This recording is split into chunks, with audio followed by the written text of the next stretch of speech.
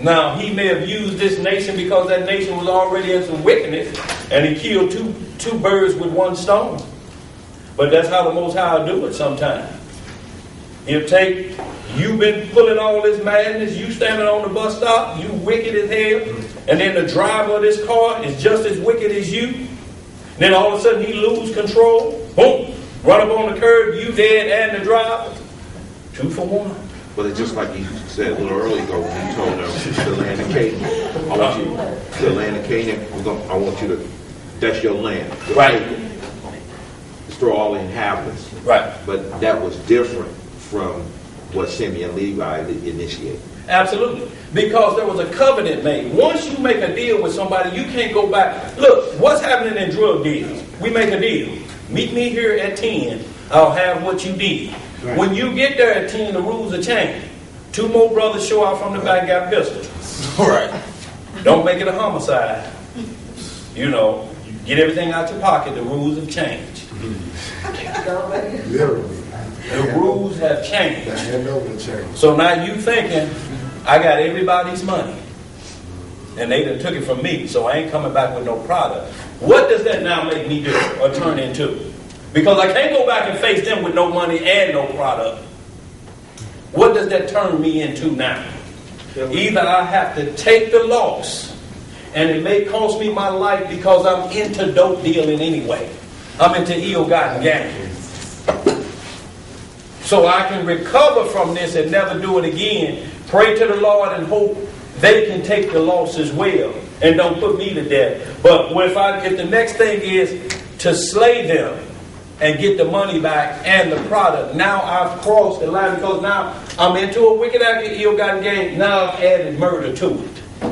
Yeah. I'm killing about illegal practices. I'm killing about that. So y'all, we have to understand the difference in what you're asking right there. Go ahead, bro. Where you at? You finished that? That's Psalm 122? Psalm 139. Right. Did I say that, y'all? Yeah. Just to back up one more time, Romans 9:13.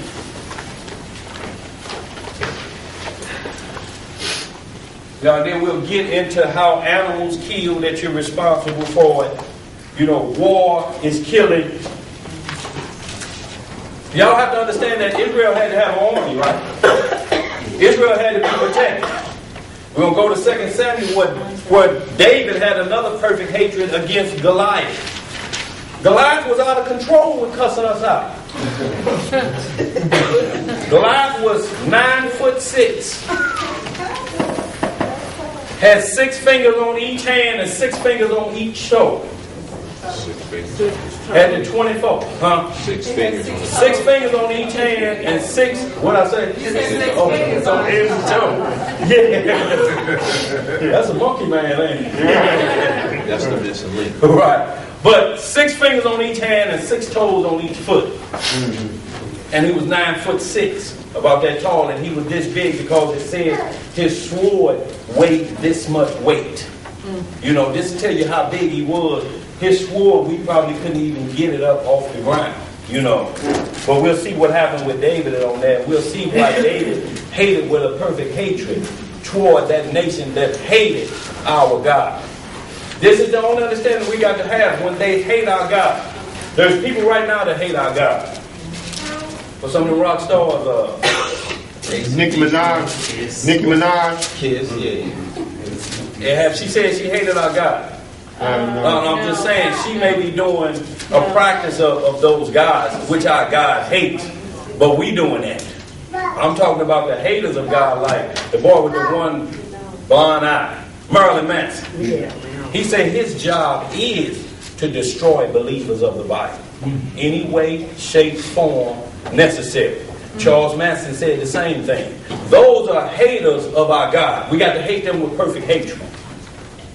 You know, you have to understand that there's no doctrine you can give them at this point because they have made it up in their mind. We don't care what the outcome is. Satan's a better God. We hate your God. So we got to be clear on that. Go ahead, where we at? You said Romans 9. Romans 9:13. Just get a little bit of that about, and it's just the last one on hate, y'all. We get back To the killing. to the killing part and understand when a man ox kills, things like that, y'all. Romans chapter 9, verse 13. As it is written, Jacob have I loved, but Esau have I hated. What shall we say then? Is there unrighteousness with God? See right there, he say, Esau have I hated and Jacob have I loved. Is there unrighteousness with God? How you gonna hate babies that ain't even born? So it's not the hate that we thinking of. It's just that he loved Esau less than he did Jacob. Esau had a blessing coming just like Ishmael had a blessing coming. But they're not the blessed seed. So yes, the Lord loves Jacob more because Jacob is his chosen. You love him more. Yeah, you treat everybody according to the law, but you got one you love, just like if a cousin come to stay with you. Or you adopt somebody. You love all of them the same and treat them all the same, but there's a difference in the biological versus the adopted one that comes in. Not on the spiritual level, but on the core level. You have a responsibility to the natural born children of yours. An adopted child can leave at any time. He can go find his own parents. Or he can just say, I love the way you run your house and you are my parents. I don't care who I was born from naturally. You are my father. Like Eliezer with Abraham. It was like his own son. Let's get some more. God forbid. For he said to Moses, I will have mercy on whom I will have mercy. What did he say? I will have mercy on whom I will have mercy. The Most High say he will have mercy. And I will have compassion on whom I will have compassion. So then it is not of him that willeth, nor of him that runneth, but of God that showeth mercy. For the scripture saith unto Pharaoh, even for the same purpose have I raised thee up, that I might show my power in thee, and that my name might be declared throughout all the earth. So we have to understand the Most High raised nations up just to show his power. He raised America up to show his power with us within. Because wherever we were always captive in the world, that nation ruled the world. Wherever we've been captive, that nation ruled the world. Ancient Babylon, Assyria ruled, Egypt ruled. Now who rules the world now? And who enslaved? Still the same Jews. We're not in physical bondage more. Not mental. We're in mental bondage, but we still 80% of the jail population. So our men are in captivity. So we still captives until the Most High release us. We have to clearly understand that we are second place in this nation for a reason. And it's not because of the man. It's because of what was put on the man. His orders. Hold them captive, and then I'll deal with you. But what they did is they went outside the laws of that, and they extended the captivity to the way they like to. No, if he do something, we ain't going to take the time to take him through court. We're going to kill him on the spot. We're going to do this to him, we're going to do that to him, and the Most High say, I didn't tell you to do all that to him. So you have to pay for that. Let's get some more. Verse 18. Therefore hath he mercy on whom he will have mercy, and whom he will he harden. Thou wilt say then unto me, why doeth he yet find fault? For who hath resisted his will? Nay but, O man, who art thou that repliest against God? Shall the thing formed to say, hold on, let me start again. Verse 20. Nay but, O man, who art thou that repliest against God? Shall the thing formed say to him that formed it, why hast thou made me thus? Has not the potter power over the clay? So the Most High is saying, look, not to cut you off, brother. The Most High is saying, look, if God is everything, and he made you, how you then going to give him some instruction? It's like the children telling the parents what to do. Close that refrigerator up. The same thing was in there when you opened it a minute ago, mama.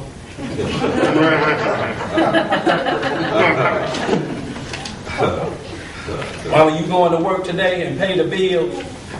Mama, the child giving the parents orders. I wish you get a part-time job. I'm sick of these Roman noodles. No,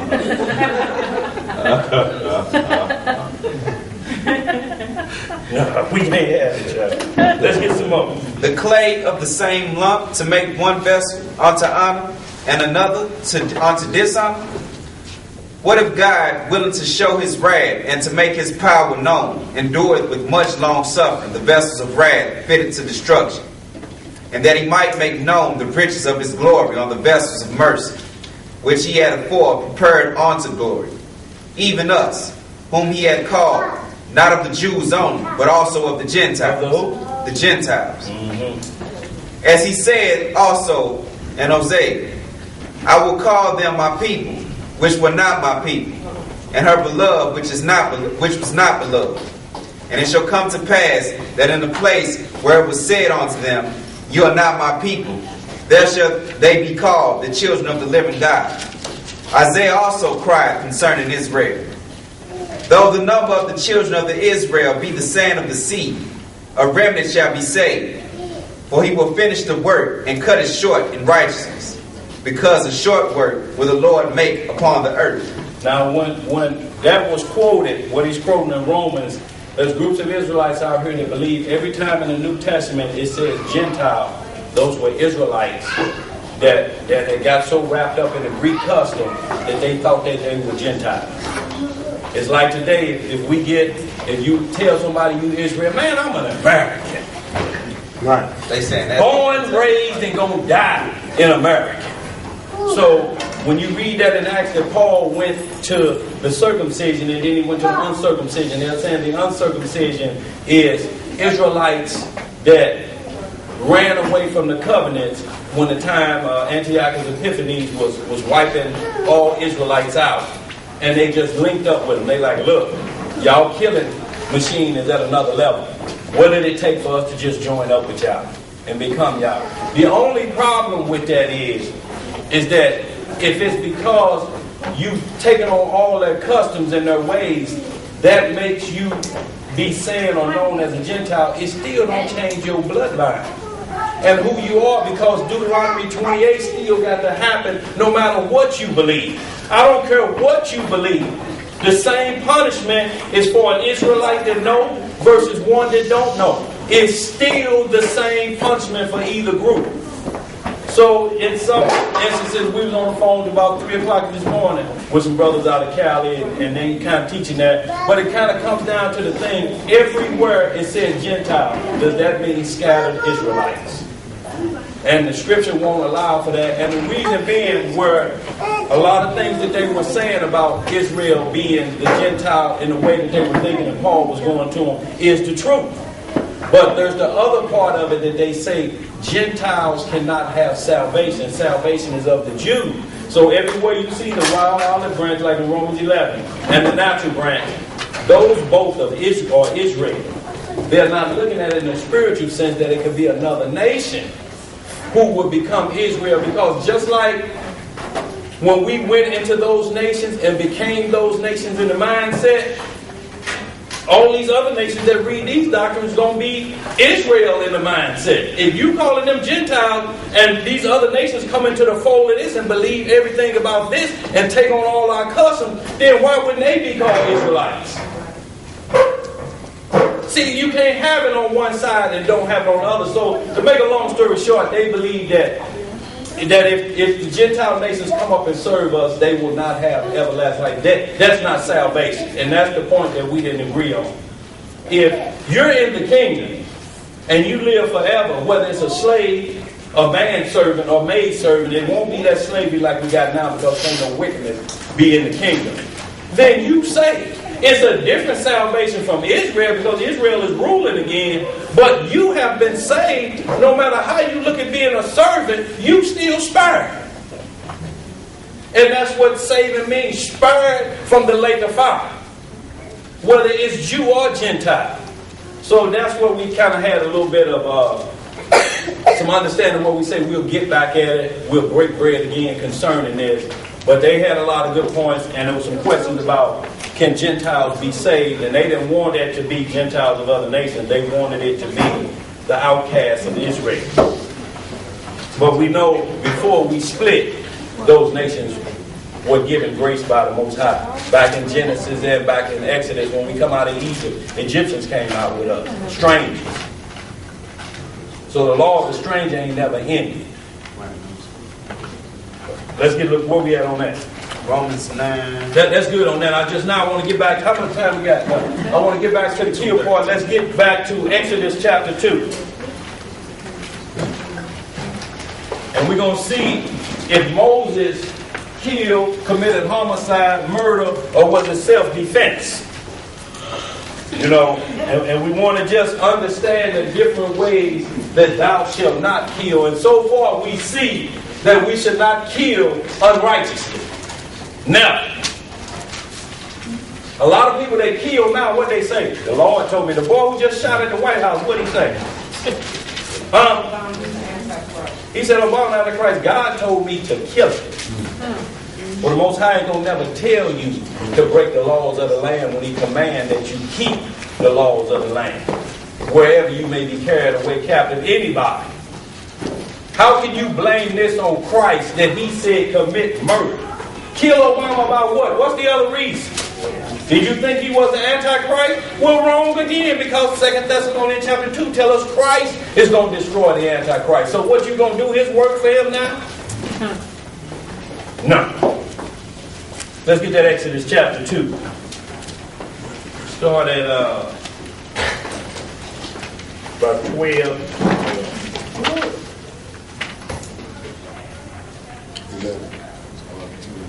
Okay, yeah, at 11. Yeah. Exodus chapter 2 and 11. You got it, AZ? And it came to pass in those days when Moses was grown, that he went out unto his brethren and looked on their burdens. And he spied an Egyptian smiting the Hebrew one of his brethren. So right here, if you read back in chapter 1, it talks about how Moses was living in Egypt. Moses was second in command in Egypt. Moses was living what we would call the life of Riley. You're in this kingdom that's ruling the earth, and you're second in command. You're like a Colin Powell. You're like a Condoleezza Rice. You know, you're second in command. You're like Daniel in Babylon. You're Joseph in Egypt. So Moses said, after a while, he just said, well, I'm sick of this because it has no righteousness with this kingdom ruling. Something is wrong with this. There's a lot of wickedness going on. So Moses at that point gave all of that up. All of it. He's like, hey, y'all can take this stuff. It just ain't worth it. You know, this wickedness going on. Keep on reading a little bit. And he, verse 12, and he looked this way and that way. And when he saw that there was no man, he slew the Egyptian and hid him in the sand. What did Moses do at this point? Huh? If he hid him in the sand, He hid. and he slew him, and you hide, now why did Moses kill him? He saw this Egyptian whooping on another Hebrew, just out of control. Just working him over. Probably kicking him in his rear, slapping him on the head, just working him over. Moses said, oh no, it's going to cut off right here. Enough of this. And he came to his brother's aid and slew the Egyptian. And Moses hit him in the sand. Go ahead, read on. Verse 13. And when he went out the second day, behold, 2 men of the Hebrews strove together. Now he go out the second day after the other Egyptian is buried in the sand. He saved his brother. He come out another day. Now it's 2 Hebrews scrapping, throwing blows upside one another's head. Go ahead. And he said to him that did the wrongs, wherefore smartest thou thy fellow? So he asking that one, he like, man, why you still him in this jaw like that? What's going on with you Israelites? Y'all fighting each other like this? Like how our parents do us about fighting each other in the household. Y'all fighting each other? Get some up. Verse 14. And he said, who made thee a prince and a judge over us? So the one that did the stealing and got his lick off, and the other one on the ground like this, the one that throw the blow at, like, who done made you a judge over us? Since when do you start exacting righteousness? Let's get some up. Intendest thou to kill me as thou killest the Egyptian? What did he say? Intendest thou to kill me as thou killest the Egyptian? Now, this thing was known. Because he asked me like, oh, so you mad at me because I'm checking this brother. But, well, so what you going to do? Kill me like you killed Egyptian yesterday? And somebody knows. So now on your mind, you become a fugitive and a vagabond. Now you can't. The mark of Cain is on you. At this point, let's read some more and see how it's on. And Moses feared and said, surely this thing is known. What Moses say? Surely this thing is known. He feared and said, surely this thing is known. If it was righteous, he wouldn't have worried about what happened with that killing.